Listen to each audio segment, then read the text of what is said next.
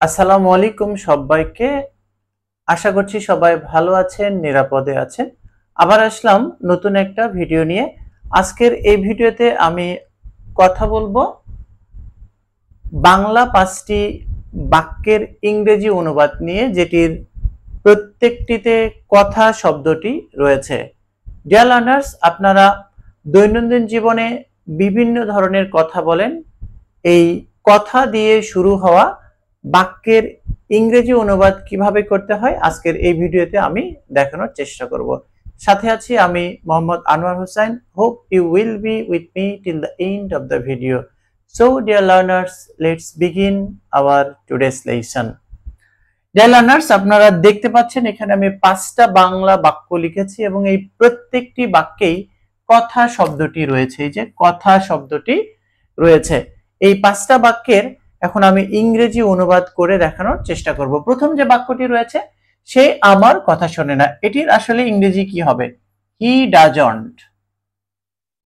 Doesn't pay heed to my words. সে আমার কথা শোনে না।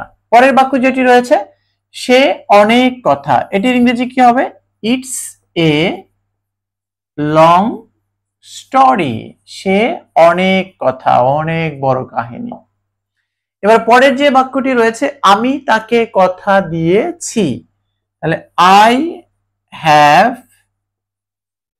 Given him my word. আমি তাকে কথা দিয়েছি। এবার চতুর্থ নাম্বার যে বাক্যটি রয়েছে, সে এক কথার লোক, এটির ইংরেজি কি হবে? হি, আমরা লিখব he is true to his word. সে এক কথা লোক, অথবা আমরা বলতে পারি he is a man of word. He is a man of word. এই কথা এখন ছেড়ে দাও, অর্থাৎ এই কথা এখন বাদ দিয়ে দাও। এটি আমরা কিভাবে ইংরেজিতে বলতে পারি? Let the matter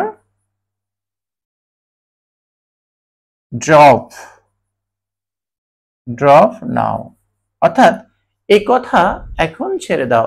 deer learners, আপনারা বুঝতে পেরেছেন কিভাবে কথা যুক্ত বাংলা বাক্যকে ইংরেজিতে অনুবাদ করতে হয়। Hope you have enjoyed the video. If you like this video, please share it to your near and dear ones so that they can also enjoy this video and learn English. No more now. Thank you for watching the video till the end. I'll be back with another new and interesting video. Till then, keep watching Anwar Academy and keep learning English. All the best.